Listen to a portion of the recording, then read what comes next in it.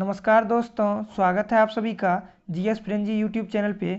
आज हम लोग करने वाले हैं एसएससी 2026 का प्रैक्टिस सेट 2। अगर दोस्तों आप लोग एग्ज़ाम से पहले तक मैं जितना प्रैक्टिस सेट करवा दे रहा हूँ उसको कर लेते हैं और साथ साथ में जो मैं टॉपिक वाइज वीडियो करवाता हूँ उसको करते रहते हैं तो आपके एसएससी 2026 में 30 प्लस या 35 प्लस नंबर कोई नहीं काटेगा। अगर आप लोगों ने साइंस अच्छे से पढ़ लिया तो 35 प्लस नंबर आपके कहीं नहीं जा रहे हैं। चलिए दोस्तों स्टार्ट करते हैं आज का सेशन। पहला क्वेश्चन है, संस्कृति के आयाम के लेखक कौन है? संस्कृति के आयाम के लेखक कौन है? तो मनोरमा मिश्रा है। मनोरमा मिश्रा है। क्या है? मनोरमा मिश्रा जी हैं। देखिए इसका ट्रिक क्या हो सकता है। मनोरमा संस्कृति चीज संस्कृतिकारी, मतलब संस्कृतिकारी होता है ना, तो उसमें क्या होता है, हम लोगों का मन रमा रहता है। मन रमा रहता है संस्कृतिकारी में, हमारा मन रमा रहता है। तो संस्कृति के आयाम के लेखक कौन है? मनोरमा मिश्रा। मनोरमा मिश्रा संस्कृति के आयाम के लेखक कौन है? तो मनोरमा मिश्रा जी हैं। मनोरमा मिश्रा जी हैं। ठीक है। अगला क्वेश्चन है, 88th एकेडमी अवार्ड यानी कि ऑस्कर 2026 की मेजबानी किसने की?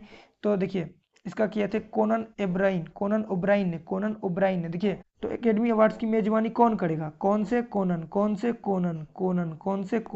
करेगा? तो कौन करेगा? कौन से, देखिए कौन करेगा, इसमें कौन छुपा हो, कौन करेगा। तो 88वां एकेडमी मतलब कि ऑस्कर अवार्ड का मेजबानी कौन करेगा? कौन से कौन करेगा? कोनन ओब्रायन करेगा। कोनन ओब्रायन करेगा। ठीक है। अगला क्वेश्चन है, बायलता। बायलता एक नृत्य शैली है, किस राज्य की है?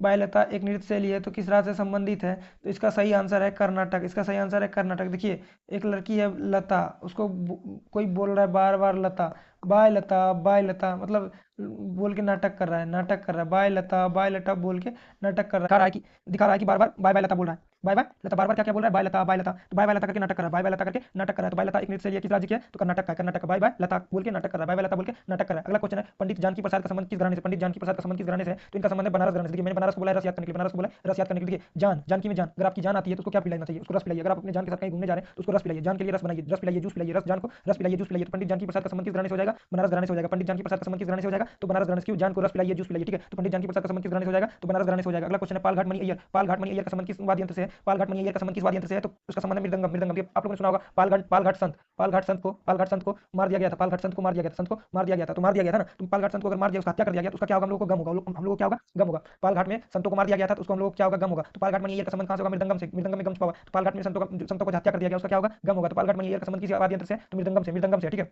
सारंगी से इंपॉर्टेंट याद रखिएगा, बद्दू हसन। ठीक है। अगला क्वेश्चन है, चार सुख उत्सव जयंतिया समुदाय के द्वारा किस राज्य में मनाया जाता है? चार सुख उत्सव जयंतिया समुदाय द्वारा किस राज्य में मनाया जाता है? तो ये मेघालय में मनाया जाता है। मैंने याद रखा था सुख, मेघ आता है ना, मेघ से मेघालय मेघ आता है ना, तो बारिश का सुख प्राप्त होता है। बारिश का सुख प्राप्त होता है। क्या होता है? बारिश का सुख प्राप्त होता है। तो सुख, चार सुख कहां प्राप्त होता है? मेघालय में, मेघ के कारण। चार सुख कहां प्राप्त होता है? मेघालय में, किसके कारण? मेघ के कारण। और जयंतिया जनजाति याद रखिएगा कहां पाया जाता है? ये भी मेघालय में पाया जाता है। ठीक है।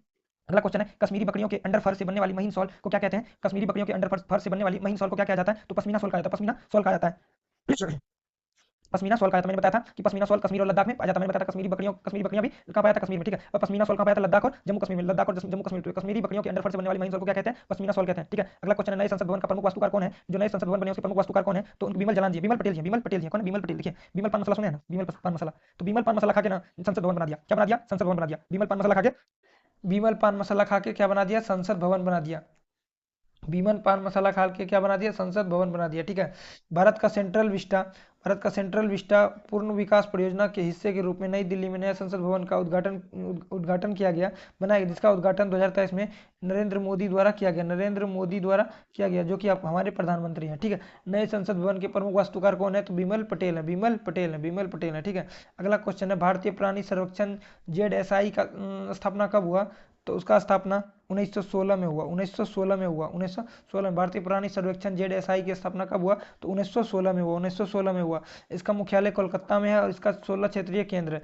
तो पूछे आप लोगों का कि जूलॉजिकल सर्वे का मुख्यालय कहाँ है? तो कोलकाता में है और उसमें 16 क्षेत्रीय केंद्र है। ठीक है।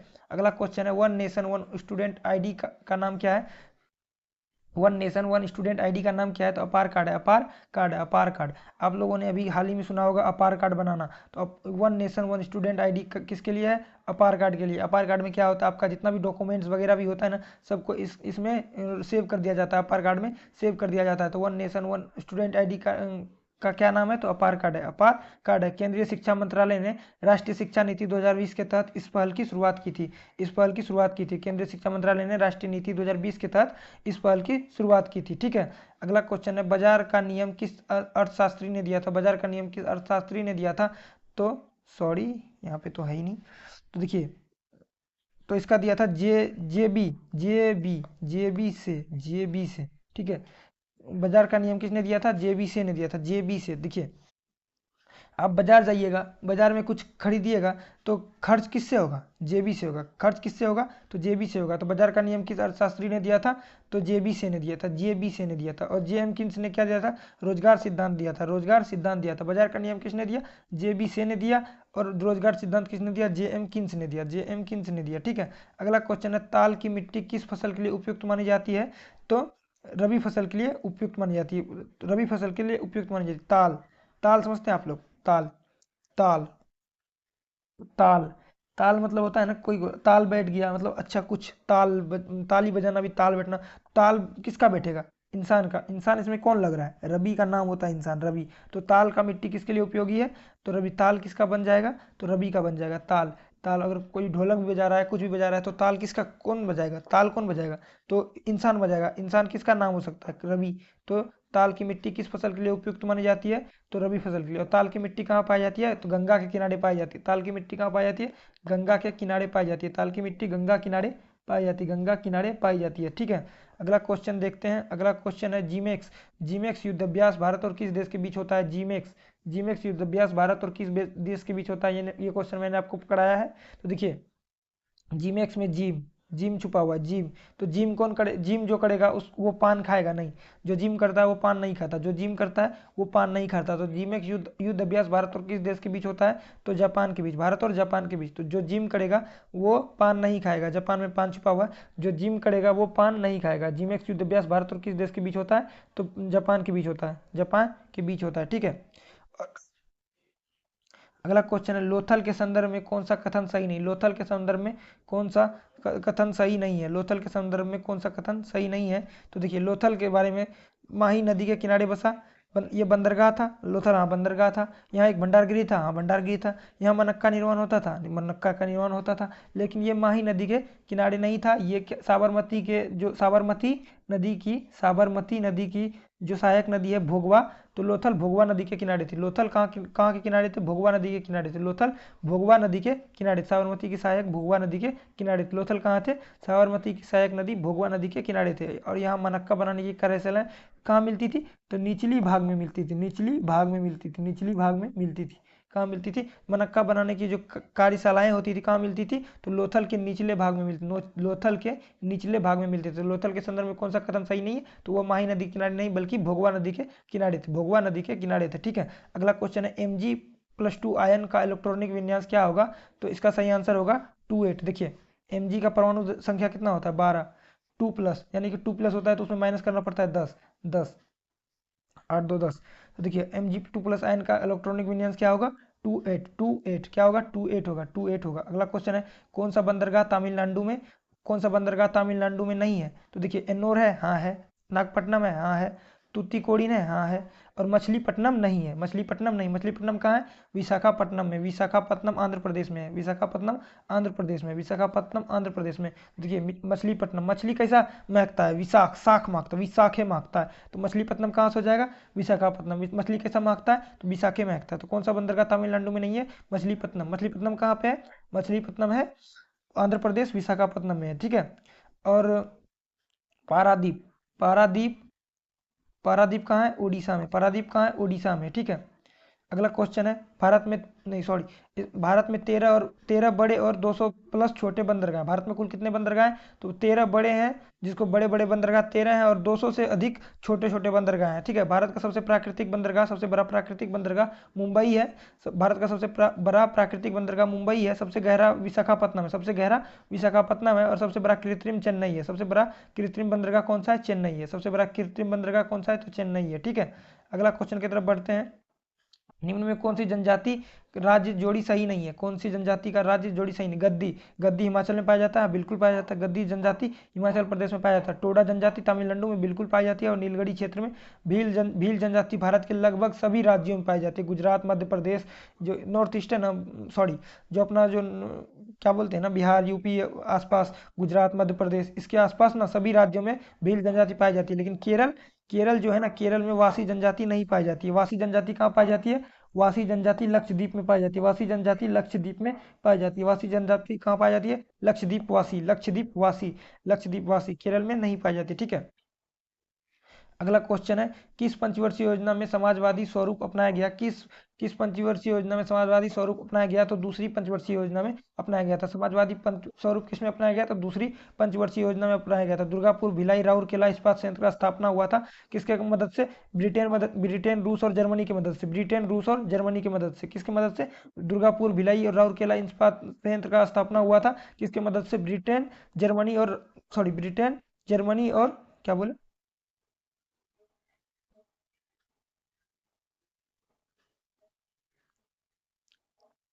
और ये पीसी महालनोबिस मॉडल पर आधारित था। किस मॉडल पर आधारित था? पीसी महालनोबिस मॉडल पर आधारित था। तो दूसरी पंचवर्षीय योजना पीसी महालनोबिस मॉडल पर आधारित था। ठीक है। अगला क्वेश्चन है, सर्दियों में उत्तर पश्चिम में वर्षा किससे होती है? किससे होती है? तो वेस्टर्न डिस्टर्बेंस से होती है। वेस्टर्न मतलब पश्चिमी विक्षोभ से होती है। पश्चिमी विक्षोभ से होती है। पश्चिमी विक्षोभ, वेस्टर्न, वेस्टर्न वेस्टर्न डिस्टर्बेंस से होती है। पश्चिमी सर्दियों में उत्तर पश्चिम भारत में वर्षा किससे होती है? तो वेस्टर्न डिस्टर्बेंस से होती है। वेस्टर्न डिस्टर्बेंस से होती है। ठीक है। पानी का हिमांक बिंदु क्या होता है? तो 32 फ़ारेनहाइट होता है। पानी का हिमांक बिंदु क्या होता है? तो 32 फ़ारेनहाइट होता है। 32 फ़ारेनहाइट होता है। पानी का हिमांक बिंदु क्या होता है? 32 फ़ारेनहाइट होता है। 32 फ़ारेनहाइट होता है। ठीक है। बढ़ते हैं अगले क्वेश्चन की तरफ। तो अश्व अक्षांश किसे कहते हैं? अश्व अक्षांश किसे कहते हैं? तो देखिए, 30 से 35 डिग्री, 30 से 35 डिग्री को अश्व अक्षांश कहा जाता है। 30 से 35 डिग्री को अश्व अक्षांश कहा जाता है। 30 से 35 ये होता है 0, यहाँ होता है 30, 35, 30 से 35 ये 30 होता है। 30 से 35 को ना क्या कहा जाता है? अश्व अक्षांश कहा जाता है। अश्व अक्षांश कहा जाता है। क्या कहा जाता है? अश्व अक्षांश कहा जाता है। अश्व अक्षांश का अश्व अक्षांश किसको कहते हैं? तो 30 से 35 डिग्री को कहा जाता है। ठीक है। अगला क्वेश्चन है, चेर शासकों ने किस भाषा का प्रयोग किया? चेर शासकों ने किस भाषा का प्रयोग किया? तो मलयालम भाषा का प्रयोग किया था। चेर शासकों ने किस भाषा का प्रयोग किया था? मलयालम। देखिए, चेड़, चेड़, आप लोग चेड़ी खाए हैं? चेड़ी, चेड़ी खाने में कैसा होता है? मुलायम होता है। मुलायम, मुलायम से मलयालम, मुलायम से मलयालम। तो चेड़ी कैसा होगा? मुलायम होगा। तो चेर शासकों ने किस भाषा का प्रयोग किया था? तो मलयालम भाषा का प्रयोग किया था। चेर शासकों ने किस भाषा का प्रयोग किया था? मलयालम भाषा का प्रयोग किया था। चेर शासकों ने किस भाषा का प्रयोग किया? तो मलयालम भाषा का प्रयोग किया था। अगला क्वेश्चन है, तरंग के दो श्रृंग गर्त के बीच की दूरी को क्या कहते हैं?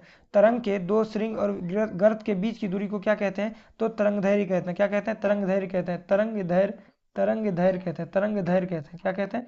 तरंग धैर्य कहते हैं। तरंग धैर्य कहते हैं। इसके और इसके बीच को, इसको क्या कहेंगे? तरंग धैर्य कहेंगे। तरंग धैर्य कहेंगे। ठीक है। तो तरंग के दो श्रृंग और गर्त के बीच की दूरी को क्या कहेंगे? तरंग धैर्य कहेंगे। ठीक है। अगला क्वेश्चन है, समस्थानिक या आइसोटोप्स किसको कहते हैं? तो समान परमाणु संख्या और भिन्न द्रव्यमान जिसका हो उसको समस्थानिक या आइसोटोप्स कहते हैं। आइसोटोप्स कहते हैं। आइसोटोप्स कहते हैं। ठीक है। लेकिन भिन्न भिन्न परमाणु संख्या हो, अगर भिन्न परमाणु संख्या और समान द्रव्यमान हो तो उसको आइसोबार कहते हैं। आइसोबार कहते हैं, यानी कि संभारिक कहते हैं, उसको संभारिक कहते हैं। तो समस्थानिक कौन होगा? समान परमाणु संख्या और भिन्न द्रव्यमान। जिसका समान परमाणु संख्या और भिन्न द्रव्यमान हो उसे समस्थानिक कहते हैं। लेकिन समान द्रव्यमान और भिन्न परमाणु संख्या हो तो उसे संभारिक कहते हैं। समान भिन्न हो तो उसको क्या कहते हैं? समान, मतलब कि समान द्रव्यमान हो तो उसको क्या कहेंगे? उसको संभारिक कहेंगे। ठीक है। अगला क्वेश्चन है, विश्व जनसंख्या दिवस कब मनाया जाता है? विश्व जनसंख्या दिवस कब मनाया जाता है?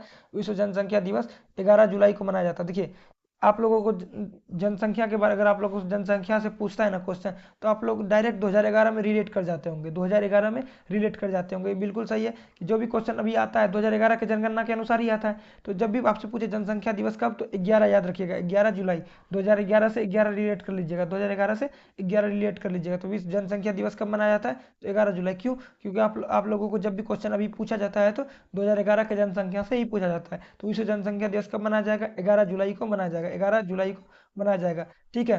देखिए 1 जुलाई को क्या मनाया जाता है, डॉक्टर्स डे और जीएसटी डे, डॉक्टर्स डे और जीएसटी डे मनाया जाता है। 26 जुलाई को कारगिल विजय दिवस मनाया जाता है, 26 जुलाई को कारगिल विजय दिवस मनाया जाता है, इस दिन भारत ने पाकिस्तान पर विजय प्राप्त किया था, ठीक है। 28 जुलाई को वर्ल्ड हेपेटाइटिस डे मनाया जाता है, 28 जुलाई को क्या मनाया जाता है, वर्ल्ड हेपेटाइटिस डे मनाया जाता है। 29 जुलाई को क्या मनाया जाता है, इंटरनेशनल टाइगर डे, 29 जुलाई को क्या मनाया जाता है, इंटरनेशनल टाइगर डे मनाया जाता है, ठीक है। और आप लोगों के लिए ये होमवर्क क्वेश्चन है कि सौरा पेंटिंग्स किस राज्य में प्रसिद्ध है, सौरा पेंटिंग्स किस राज्य में प्रसिद्ध है। तो आप लोगों को इसका आंसर बताना है कि सौरा पेंटिंग्स किस राज्य में है। आशा करते हैं कि आप लोगों को ये वीडियो पसंद आया होगा। अगर आप लोगों को ये वीडियो पसंद आया हो, इस चैनल को सब्सक्राइब करें, इस वीडियो को लाइक करें और इस प्रैक्टिस सेट को अपने दोस्तों में शेयर करें। धन्यवाद।